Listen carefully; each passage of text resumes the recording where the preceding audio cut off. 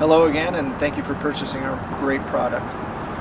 You will learn that with our product, the ease and speed of which you can tie down your loads and having them known to be secure.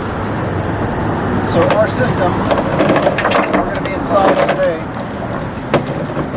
is going to be the 9488. In order to do this properly, we're going to unspin our turnbuckle. As soon as we have those open, we're going to undo our quick links.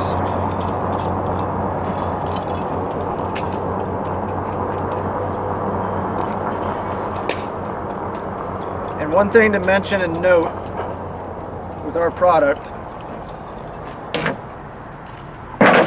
is, if you notice,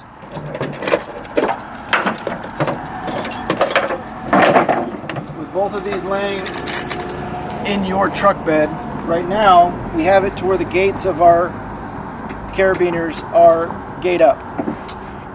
If you choose to have it gate up, this would be the configuration. However, if you want to switch that, all you need to